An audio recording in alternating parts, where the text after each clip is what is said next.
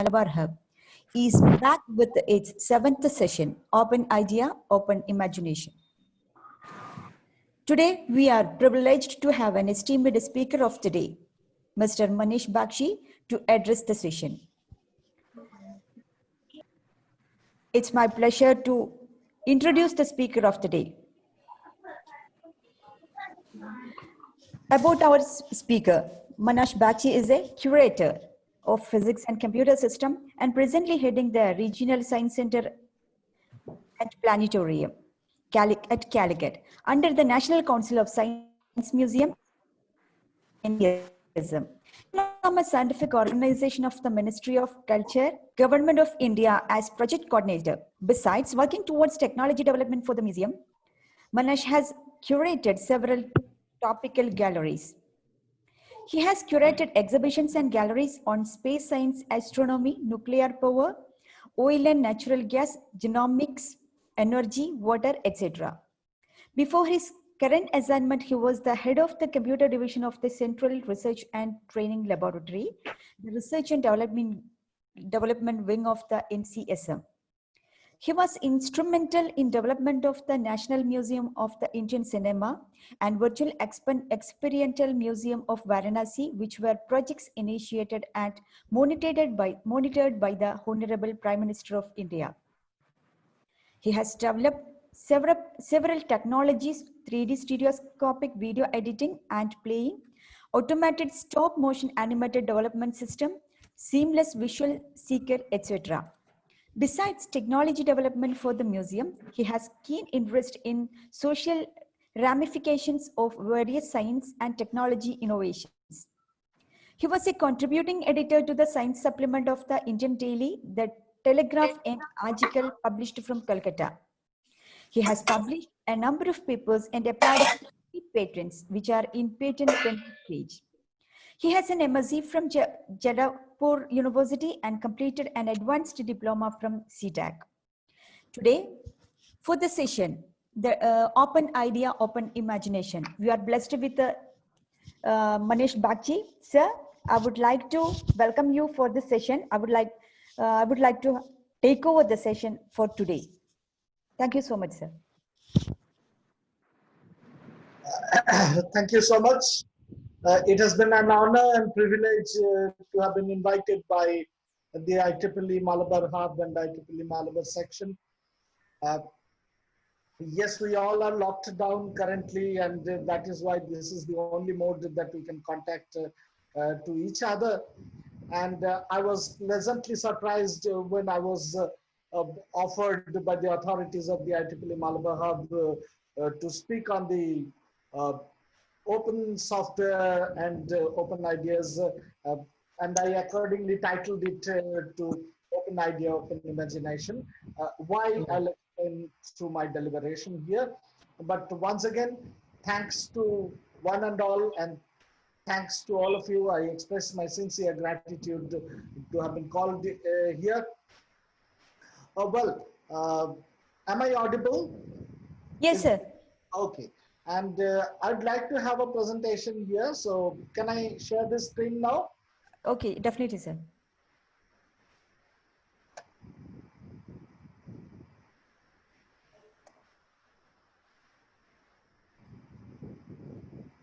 Is it visible? No. Not yet? Not yet. Okay, just a minute. Please allow me a little time.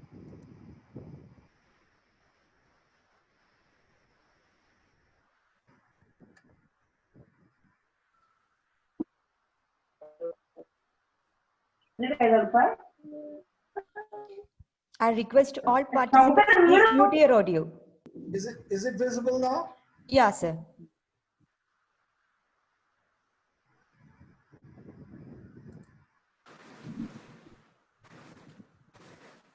Is it full screen?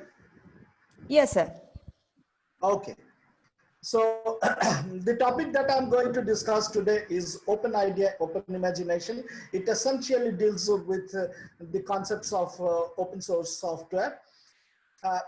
Let me begin with one imagery. Now this is something that we all share. I mean, when we are kids, we play with each other. We first time we face that we can play, we need some equipment to play with. Do we like to share them? I think most of us experience what is called the preservation philosophy. We always think that something belongs to us and we are not immediately there to share. But allow some time. Let the acquaintance proceed. And this doesn't remain so. Very soon we understand that we can join hands, we can share, and we can play together. And when that happens, the whole game plan gets into another dimension altogether. From the preservation philosophy, where we essentially feel that the whole space is a limited one. Somebody has to lose so that I can win. But that doesn't remain so when we slowly understand and explore the collaboration philosophy, where we believe in abundance, where we all can grow together. And that comes slowly, and we understand the games gradually. I'd like to share a story with you. It's very interesting how it happens, and there is something at the very basic philosophy of this sharing and doing things this way. I think probably you all know about this story of Sandeep Singh, who was a hockey player from India, who also captained our national hockey team. He had to meet a very sad incident. When he was traveling by a train, all on a sudden, there was a co-passenger whose revolver fired by some mistake, and he had a gunshot. And with that gunshot, his ribs were broken, his spinal cords were severely injured, and he was not able to move at all, when actually on the next day he was supposed to join the national team, which would be traveling for the next World Cup. He lost all hopes. And if you ever have seen a film made on his lifetime, it's called Suma, there you can find out that after he felt that from now on the basic objective and purpose of his life is all lost, he immediately regained his life and his confidence through collaborations only. The friends participated, the family participated, everybody tried to help in their own way.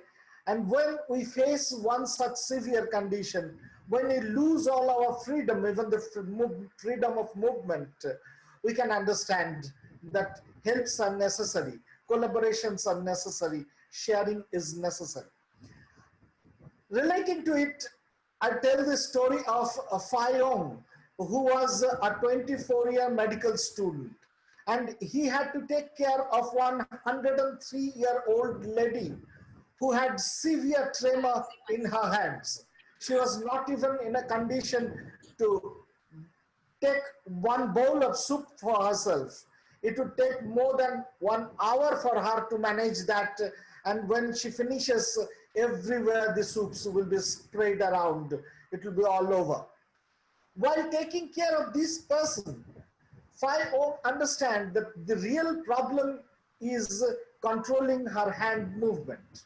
Could there be any other way? He thought of some idea. He tried to get back to some of his friends and some of his students, and he told them that we know that gyroscopes are used for stabilizing motions of the plane. Can there be aerospace grade gyroscopes fitted with the hand that can control hand movement so that it doesn't shake without any control at all? Yes, it happened, and they made it. And this is the basic idea of doing things in the so-called open idea and open imagination fields and scenario, where people hack a new idea and they explore it and they make something which is an extension of maybe an existing idea, or which becomes very much helpful for the others. Do we really like to share in our current condition? I think you all will agree with me that we regularly share and we regularly use the open source software. Facebook, Google, Wikipedia, Arduino, Mecca Bot, all of them are based on many pieces of open source software, which is established upon the idea of open source and open imagination. But what is the basic philosophy? What's there in it? I'll begin with one consequence here. I'll just narrate this story a little and then I'll get back to the philosophy once again and the principles once again.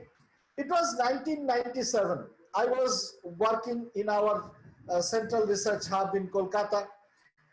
And it was the time when in our country, all the institutions started developing their own websites. We also developed one. But when we did that, back then, there were not much awareness, there were not much scopes as well. So after developing the website, we understood that the developer, it was actually outsourced to another organization, another agency, and they tuned it for something called Netscape Navigator. Right now, nobody perhaps has heard about the Netscape Navigator, but at that time, it was the browser that was ruling the world, and nothing else compared to it. And we understood that even though our site is tuned to Netscape Navigator, it is a browser that we do not own really. We do not have a license for using it. So we had a crisis. And when we had this crisis, we tried to explore and we found out that just around the corner, Internet Explorer was freed. But even then, Internet Explorer was not really a free piece of software. It came along with the OS embedded with it. And even afterwards, now we know that one particular project, Chromium by Google, that converted to Google Chrome, which is now being used much more than any other browser. So that saved our day. When we understood that Internet Explorer has been freed recently, at least its use has been made free, then we could show and see our websites much more confidently and much more easily. Here is one hindrance to our basic idea. Culturally, we always feel that sharing is bad business. So if you have to do business, if you have that in your mind, then sharing is not a good principle. Let us see whether it is really true. Just contrary to it, the principle which considers that sharing is bad business and there is a fixed space opportunity for all and somebody has to lose because I can win. Just contrary to it, there is one abundance principle. And the abundance principle warrants that all together we can grow and we can do much more because collectively we are smarter than individual people. Let us see how it grows really. Dr. Richard Stallman. Hello, any problem? No, sir. No, sir. Okay. Dr. Richard Stallman is considered the guru of this free and open source software philosophy and idea. And he doesn't prefer to call it really that way, free or something like that. He calls it, he says that open and closed are the wrong ways to classify software. He calls it liber. He tells that it is either a freedom respecting software or it is a freedom trampling software. So for him, free does not relate to the price. For him, free actually relates to the liberty. And he wants to believe in this way, that open source discourse typically encourages certain practices for the sake of practical advantages, not as a moral imperative to do. It is not a nice thing to have it free. It is also an utility, a requirement. Why so? I'll try to explain. So it is all about freedom. It is not gratification. And we will try to understand that why freedom is much more important than the price concern. When we use a computer, we believe that we issue commands and those commands are interpreted and ultimately our hardwares listen to that command. We control software. But if you look at it in a deeper way, you will find out that this is not the case. When we issue a command that gets interpreted into some other alien language that is alien to us, but of course with certain training we can read that, but it has got its limitations. And that will further control the hardware concern. So the first thing that we lose here is a freedom because we do not know the language in which it is being interpreted, whether that issues the command exactly the way we want it to do, or there is something else added to it that we do not have any idea of. So the freedom zero that we want is to run it anywhere, to run it on any system, on any hardware. The second freedom philosophy that is needed is the freedom to change it, any part of it or even wholly. We need to change it. There are 4 principles of this freedom philosophy that is embedded into any open idea and open imagination, I mean the open software.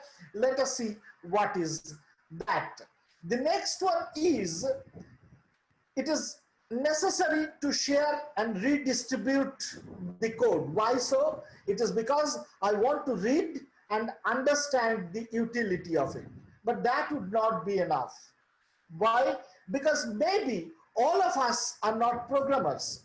So even if the source code is shared, sometimes it will not be understandable by all, because it needs certain professionals to be involved to read that and understand the functionality. So individual sharing is not the end of it. It should have a collective control, and that means that it should not only be redistributable, it should be redistributable with changes that allows collective control. And when we allow that, when all 4 of these freedoms are present, then the users control the program. The users decide what sort of functionality is necessary. But the way we know computing, in that there is another agent. Firstly, we are bound by the basic architecture to become controlled to a large extent by the computer. But when the developer gets into it, the developer enjoys and exercises unjust power, because it is only the developer that decides what way the computer hardware and the software would be used and what functionalities will be allowed into it. That is a huge loss of freedom. And because of that loss of freedom, what may happen is very impactful. There are chances that somebody is tracking you when you are moving over different websites. Maybe somebody is snooping on you, and it can also forbid you from what you actually want to do with your computer. So the loss of freedom actually means the loss of functionality as well, the loss of open independence to implement your ideas with any sort of work. And even better, even rather I should say worse than that, sometimes this developer controlled software, they compel you, they force you to install kind of upgrades that you may not like at all. And in doing so, they quite often threatens you in terms of the language of the geeks, where you will not be in full control of what does it mean really. You will not have the full comprehension of it, and probably you will remain tentative in your actions with your own machine. So it's a huge change, but they're unabashed about it. They do it because they want their share of profit, their slice of profit. And every user for them means to some part of the profit. And this profit-driven philosophy completely changes the whole scenario. And what sort of controls are taken over here? Suppose we consider Microsoft or Apple.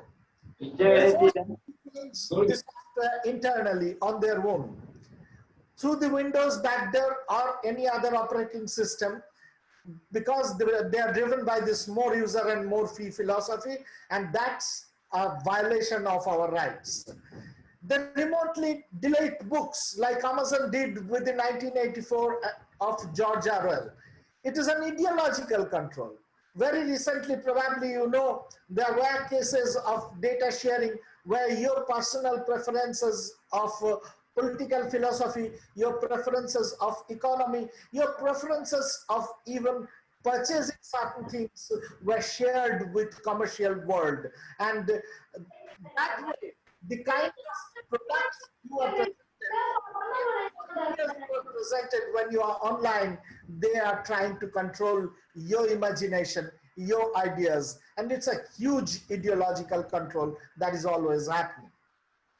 Then thirdly, the forceful installation of harmful upgrades.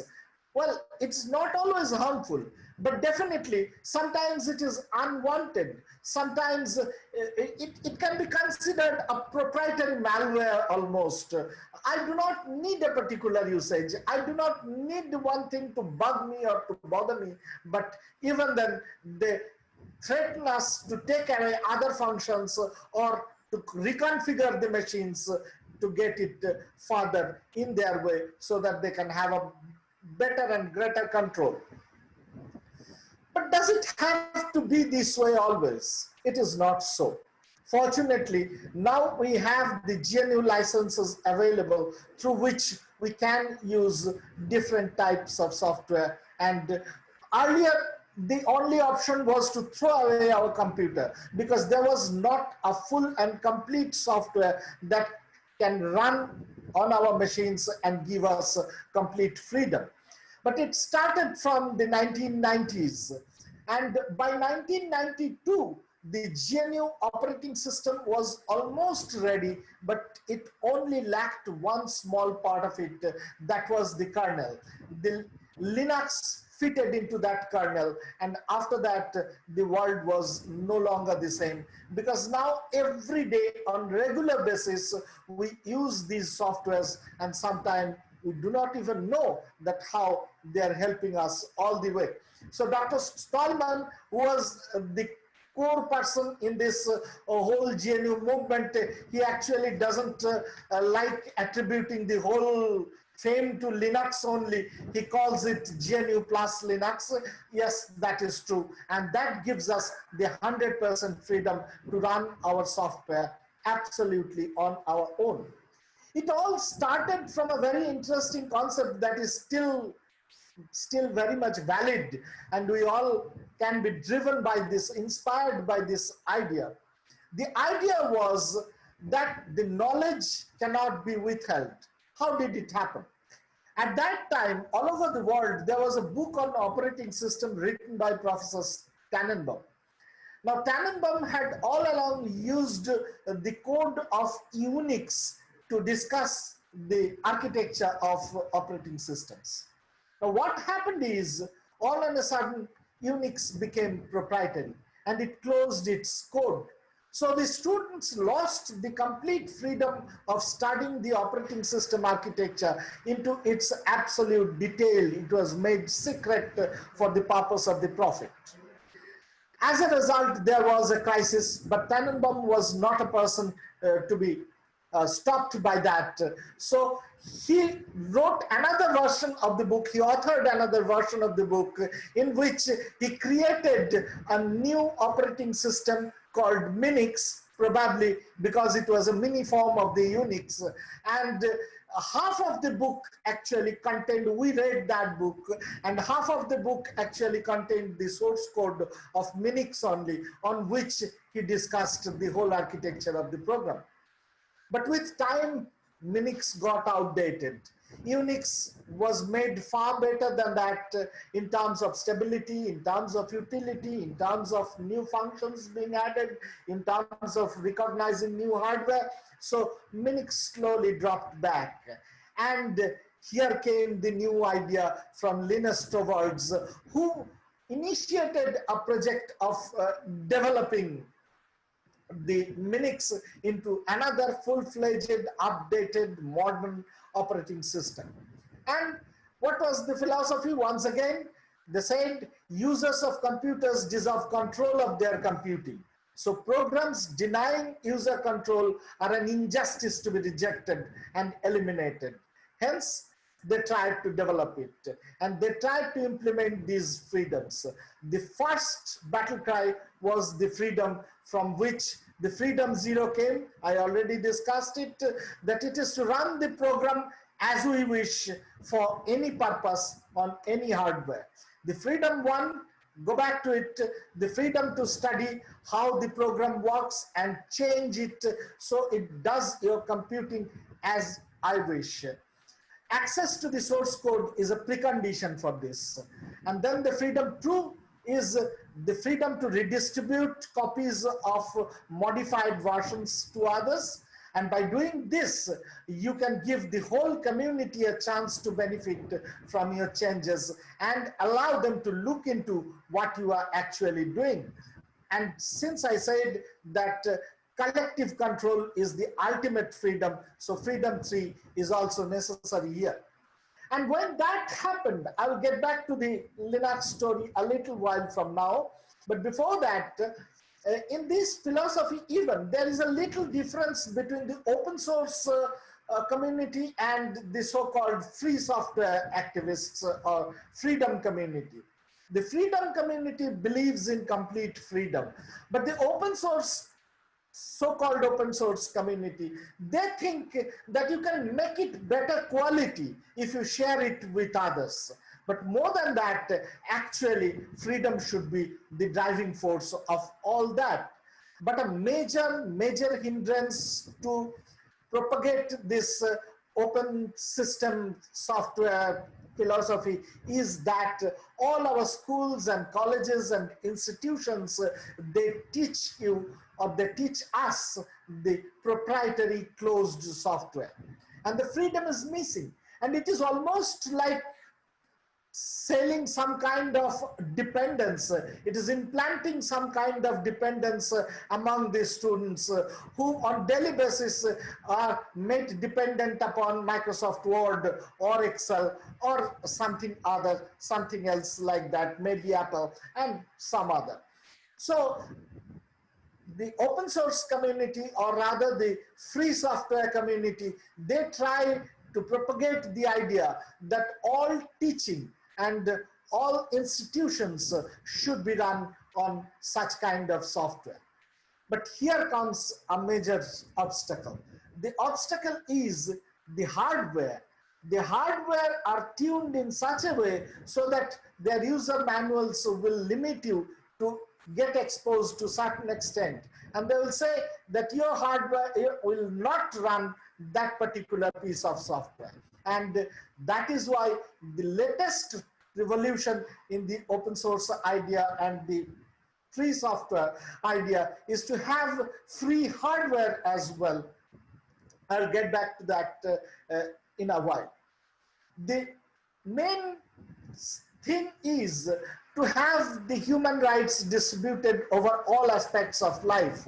The speech, association, press, assembly, and since now with advent of every new concept, the human rights is developed in terms of these new concepts as well. And since currently we are using computers and the networked computers so much, free software should be seen as a part of the basic human right. And if since it's an arc that is formed by all of these essential components, and if one of the components of these human rights are missing, it is difficult to create this structure or to hold on this structure.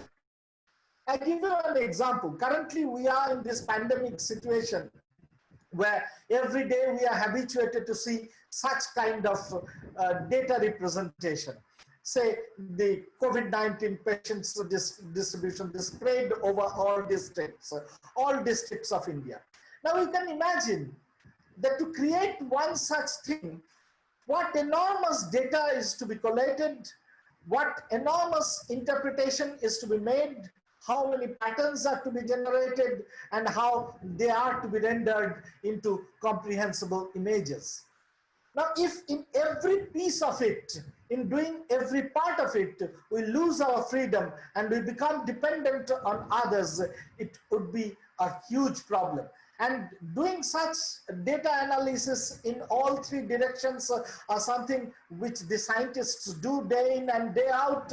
They create such kind of curves, they analyze data from absolute numbers, and when they look at it, the numbers spread in all directions.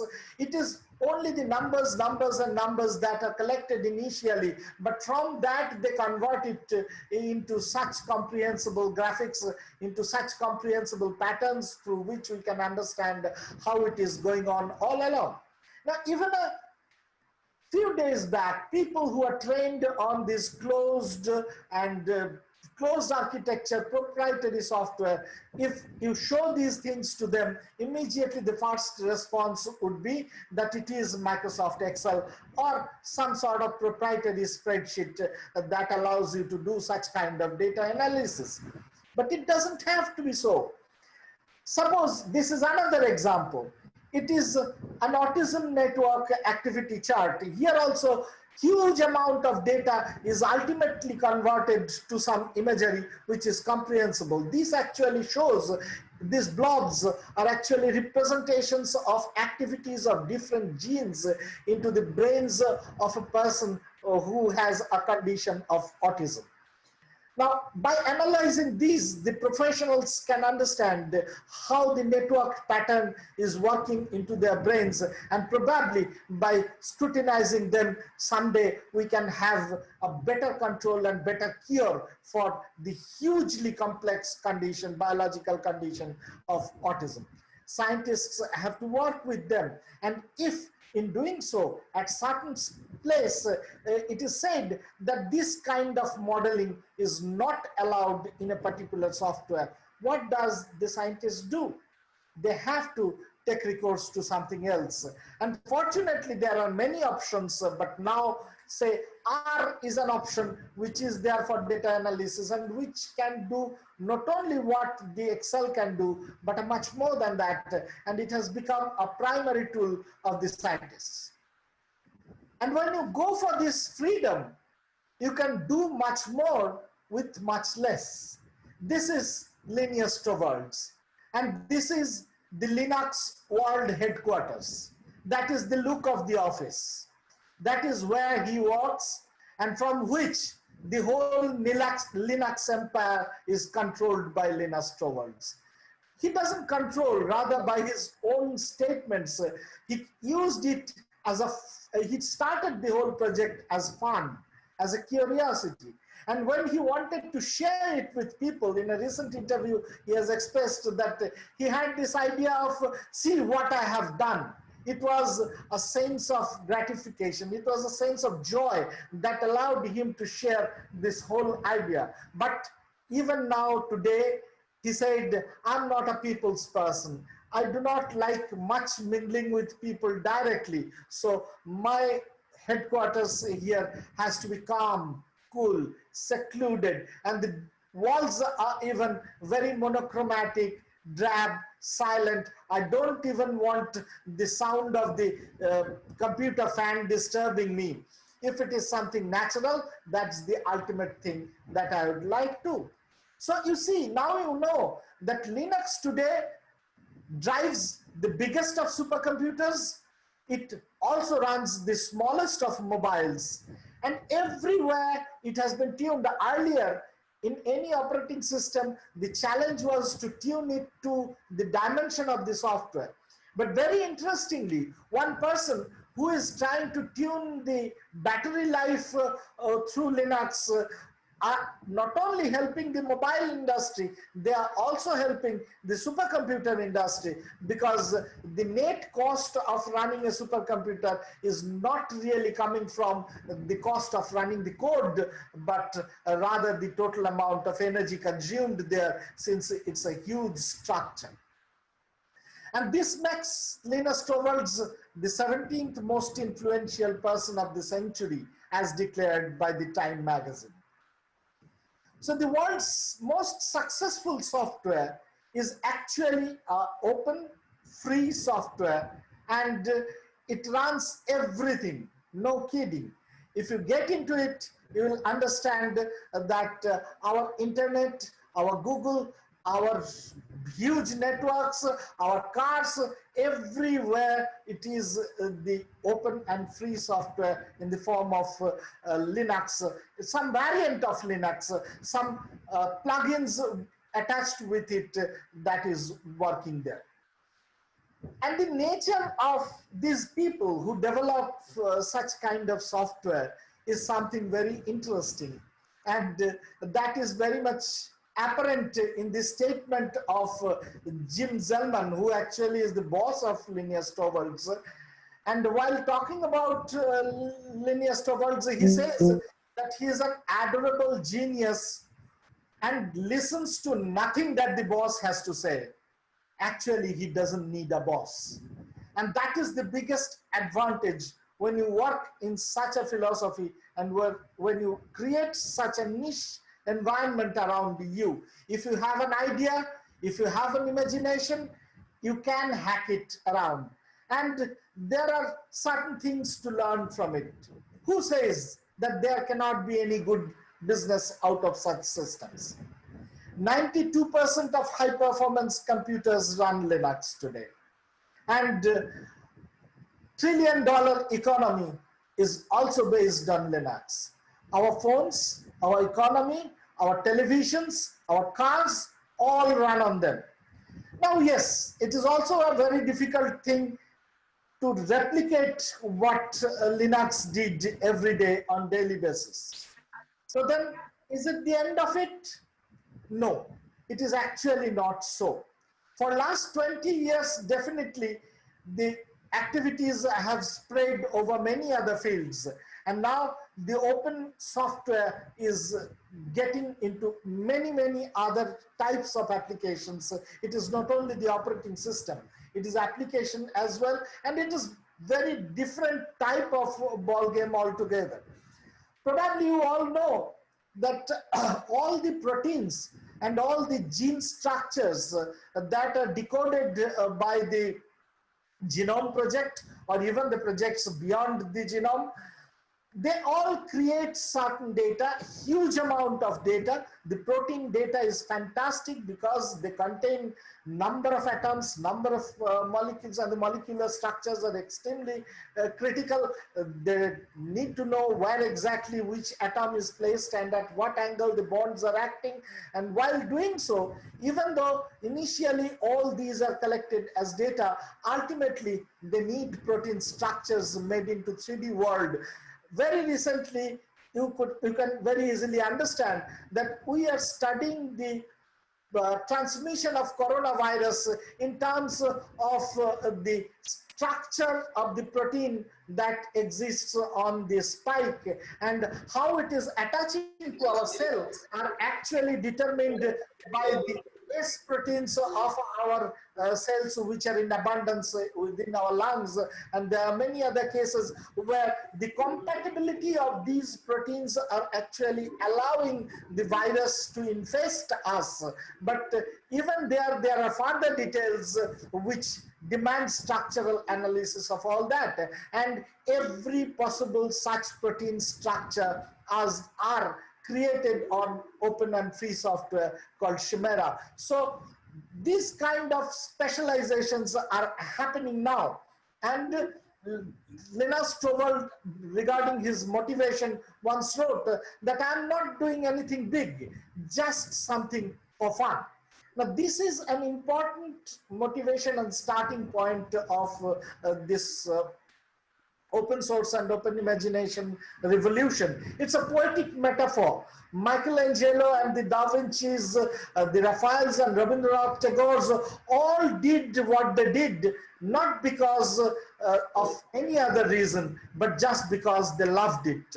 They had fun with it initially. Whether that is applicable or not, that's a secondary idea. And when they made their resources, when they created their resources, people found out that they are hugely useful.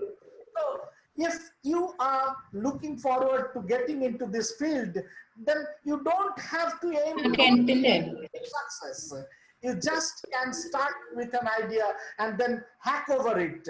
And Linus Torvalds talks about it. He says that for me, million people working on it or thousands of people working on it is not a big deal. For me, the first big kick was that I can get someone who is not even interested in my code, but who can suggest me probably something can be better. So this sort of feedback system, when that creates a community, that is the real plus point of this whole idea. So if you are looking forward to working and joining this philosophy, the first maxim is you don't have to dream big. You can start anyway. And this is a part of an email that Torvalds sent long back, and he said that I would like any feedback on things people like or dislike in Minix. That means the modified Minix system that he was working at that time. And he also gives a caveat. He says that I would like to know what features most people would want. Any suggestions are welcome, but I won't promise I will implement them. So it is free, it is open, and it is just for fun. So here is the difference between a house painter and a Da Vinci. Da Vinci will always do and aim at what he would like to, and any such creative person will look into that only. So they are so happy with what they are doing. In fact, when Torvalds started it, he was working on many other projects, and this was only one particular project which he wanted to do as his own project. So when they do it, they are so happy, they don't mind even giving it all along and giving it all away. That is not a concern. The price is not a concern. So what does it mean to be open source? Take it and use it completely free, grab it and make changes. But if you do and improve, you have to share it with everybody else. That is, those are the attributes which can make your system compatible with this philosophy. You don't make money by giving it away. Yes, that is primarily perhaps true, but that is not always true. There are variations of it. Let us see how is it. If you compare the profit of Red Hat, IBM, and Microsoft over a period of 4 years, say 2008 to 2012, you will find out that Red Hat has done much more profit than any two other very competitive companies like Microsoft and IBM, even though its core was kept free. So with GNU public licensing, you can work on, you can avoid legal notices, you can avoid very specialized settings, and you can achieve the general freedom altogether. So normally we think that money is scarce. Money, yes, indeed it is scarce. Money is not really going to come just the next day you are starting one such project. No denying the fact that open source companies they do not repeat this success big time always, and you need to force some of your investors to pay for the initial part. Sure, it is always there, but what happens is, why go the open source then? The reason is, firstly, you spread the product much quickly. Sometimes once you spread it up, then you can monetize it later on. Sometimes some part of it can be done by somewhere else, and that always costs much less than what is expected. More bug reports and higher qualities, of course, are the reasons why you do that. And development also are done in business critical directions that otherwise are not thought of. So when people thought of the aerospace level gyroscope, they never thought that it can be used to control the Parkinson's disease of a person, but that happens. So the hacking takes you to other directions which can make it a more useful product. And whenever you see any product, if it is open source, if its hardware is open, you have a chance to modify it, you have a chance to take it to some other direction. So it is easier, much easier to find good developers and partners who would be willing to join you with your passion. And when somebody does it, it's a huge recognition, because if I join one such movement, I would like to tell them that, see, I share the same passion that you have, and that's a strong emotional connect which normally doesn't break so easily. So it also creates a stronger trademark in the long run. And probably it is also a better sell opportunity. When you develop into a complete product, there are several examples when they ultimately sell it off to a hugely profitable condition. Now, since I talked about hardware, a new movement is started as well. You all probably know about the 3D printing, and the 3D printing was very much a proprietary field when it initially came up. There were big companies, there were big names, and to make a 3D printer was, to get a 3D printer was a very costly affair. It could cost fortunes, but then something happened, and one open source movement was formed in which all the design architecture, all the components were shared freely, and it was called the Mecca Bot Revolution. And through the Mecca Bot Revolution, the electronics, the motherboard, all were open source projects, and you can assemble a complete 3D printer out of it. And very interestingly, when you do that, two Americans, two Italians, and one Spaniard, they joined hands to make the Mecca Bot happen. Similarly, we know about Arduino. It is another project which is giving enormous flexibility to people to make new things and to create the Internet of Things world where applications can grow to several directions. I'd like to mention some projects that we did, and it is just an exemplification to show how does it matter. In science museum fields where I work in, there are some requirements which are not common. And since it is not common, probably we will make something that we will use maybe once or twice, and after that it will not be required.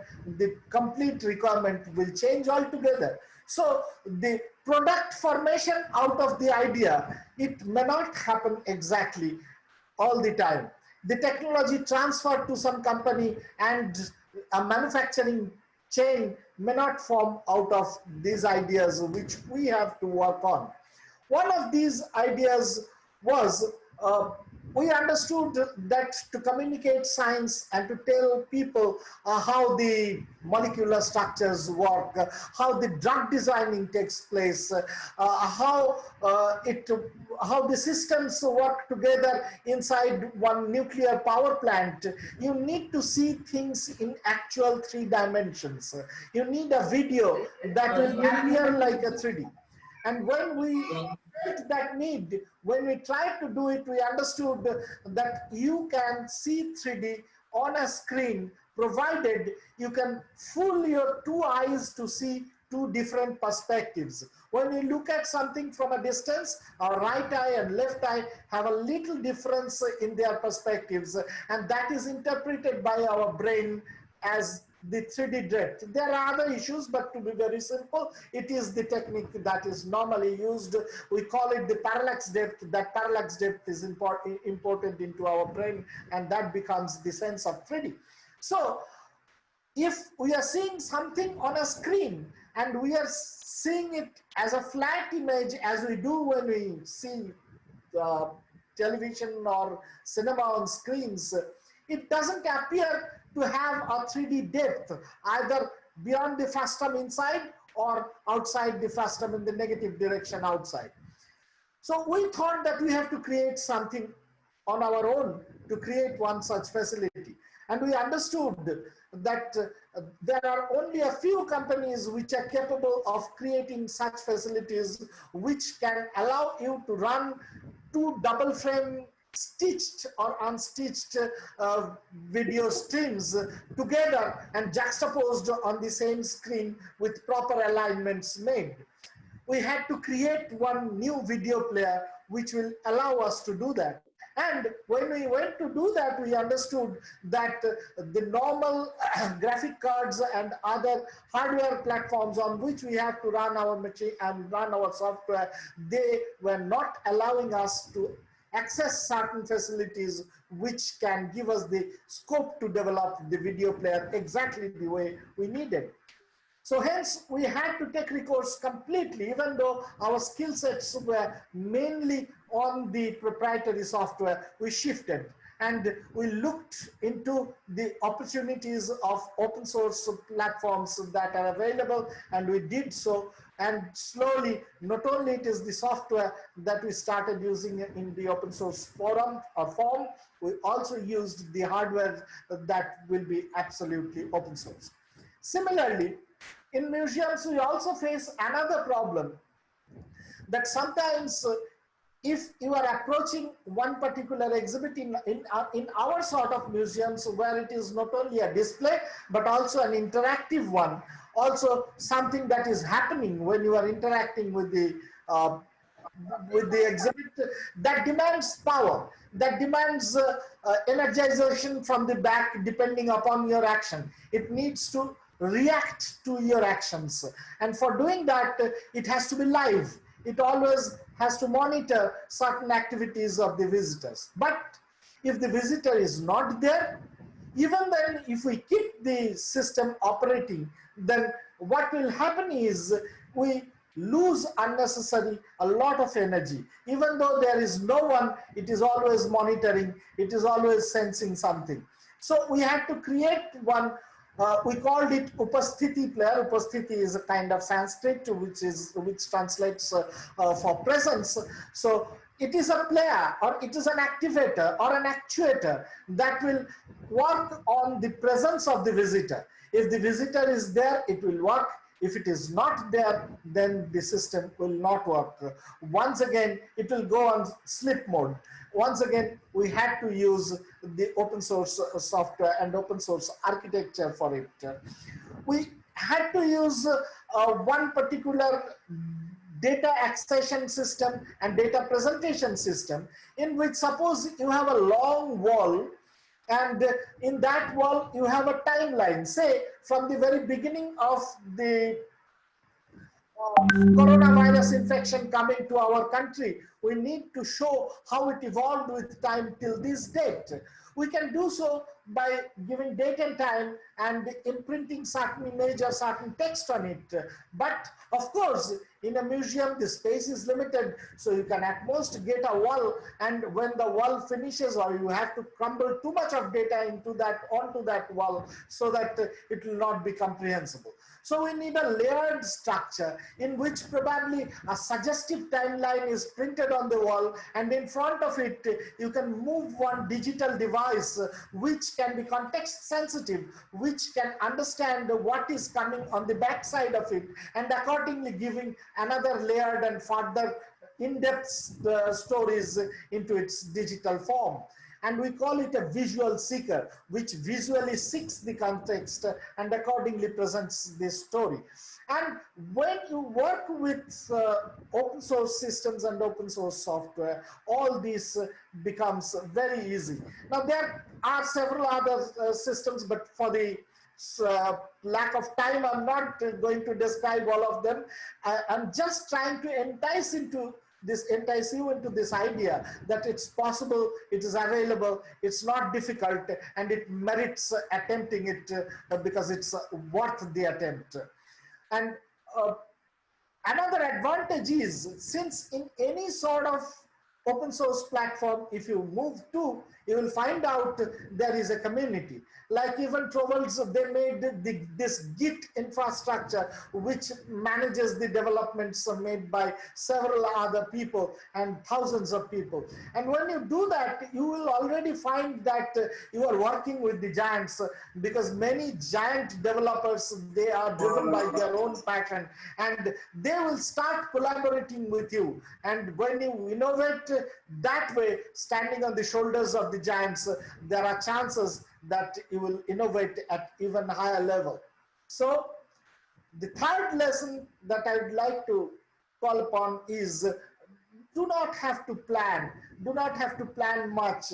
It is exactly, can be hacked around little by little. You first have a passion, form an idea, start work on it, and keep on developing, collaborating with the help of others. It is almost like organically developing a self-forming community, and as if a cross-pollination of ideas, one influences the other and it grows into a complete shape after some time. It happens. And if you just look at the amount of changes that happen in Linux, you can understand the number of lines added to Linux every day is 10,519. It's an average a few days back. And Iliad is only 15,000 lines. Similarly, it is not only addition, some deletions also happen, and more or less 6,000 plus lines are deleted, and War and Peace is only 450,000 words long. So it's a huge creative endeavor that is going on to this platform, and this is the amount of money that has gone into the developments around Linux all over last 20 years. And do you think that if you have to collaborate and you have to work with people, you have to be very nice, you have to temper down, sober down your attitudes, you have to be very gentle and formal? It is not at all so. And I can show you this gentleman, once again, Linus Torvalds, who works with 407 companies and thousands of individuals coming in harmony. He is not a person with a very cool and calm temperament. Quite often, the whole community, they flame wars and they criticize each other, they defend, they ridicule, they study, but the real issue is they study. Any open group performs better when they all are criticizing all other. And one study that happened in California University in 2003 that says that it is not that you cannot criticize, you cannot ridicule the idea if it is bad. On the contrary, they say that when you rigorously defend your idea and everybody becomes very forceful with their own imagination, it is a much better creative world that they can carve out of it. The only difference is you should not be personal about it. You can fight with your principles, you can fight with your ideas and imaginations, but that should not be a hindrance to the collaboration. And I'm almost towards the end of my statements. I'd like to tell you, to guess, it's a kind of a very easy game. These are some statements made by a person. And who do you think can say all these? Code wins arguments. That is the decider. Ultimately, which one is a better code, that will win the net argument. The best idea and implementation should always win. That is a flexibility that should be implemented in any environment which is free. The hacker way is an approach to building that involves continuous improvement and iteration. Hackers believe that something can always be better and that nothing is ever complete, which is the fundamental philosophy that drives all sorts of open ideas and open imaginations.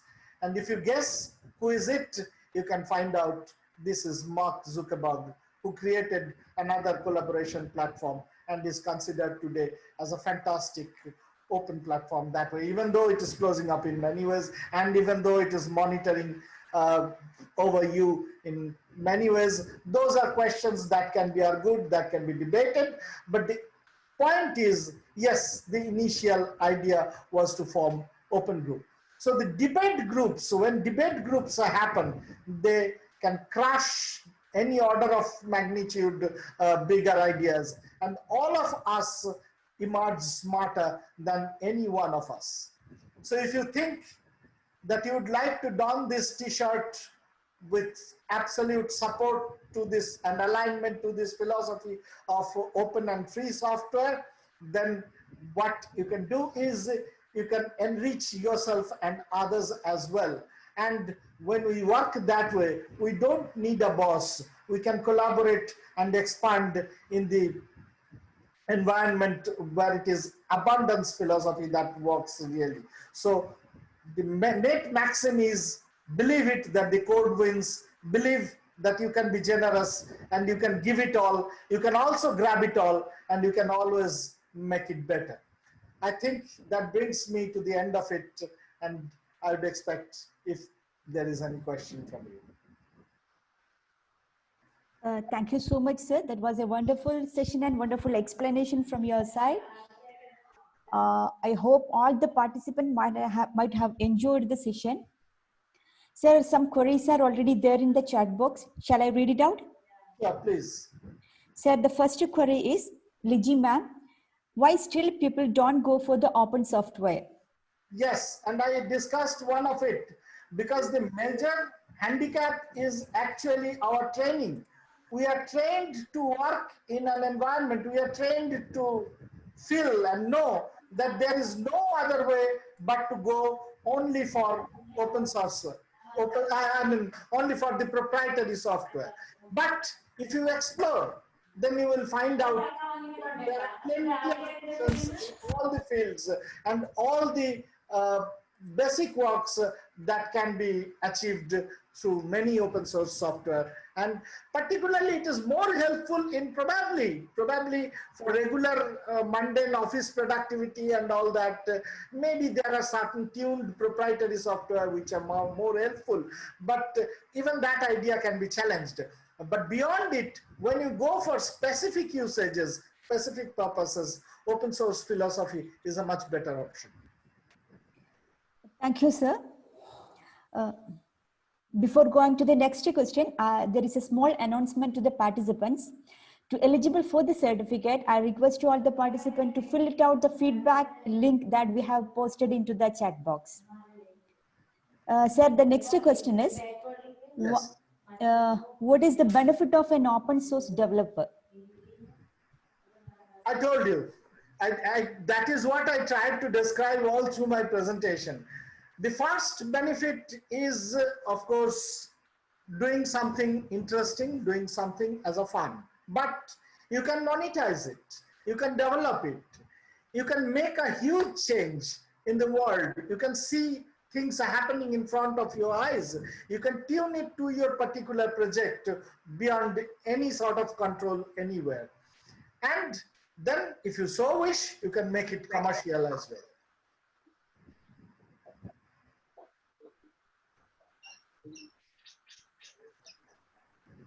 Thank you, sir. A reminder to the participants, please fill the feedback link we have posted into the chat box. Again, if any more queries are there, I request you all to come up with the queries into the chat box, or you can hold your hand so that we can unmute you to ask directly to our keynote speaker.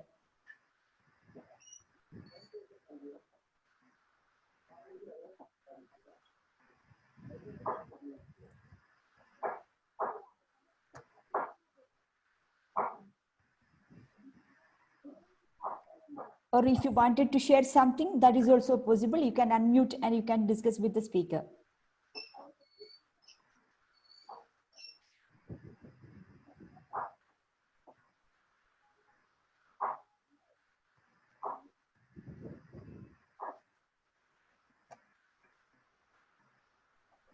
Is there any query?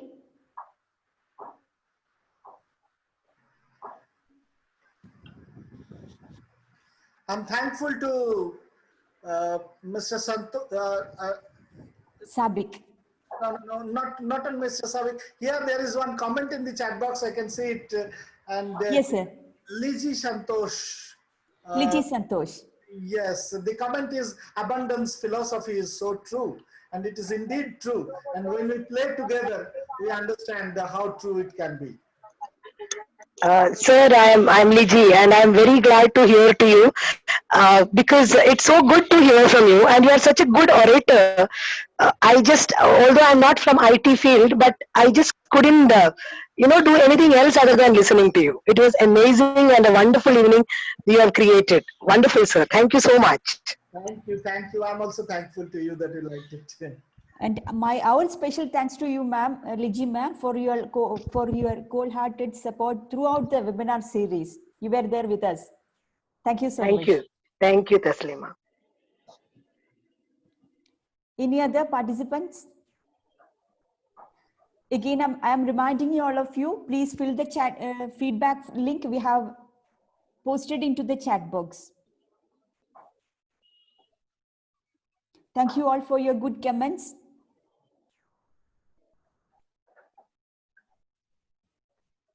Well, once again, I'm thankful to all of you.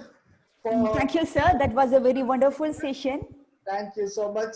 And on behalf of this program committee and behalf of the participant side, I would like to give you the heartfelt thanks to you, sir, for being with us today.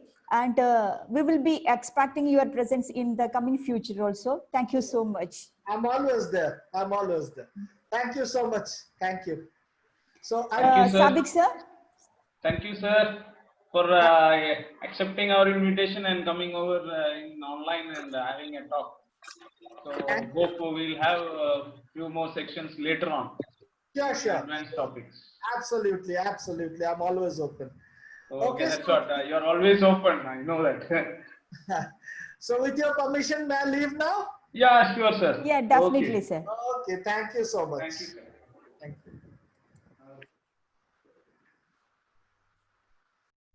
Dear participants, again, I'm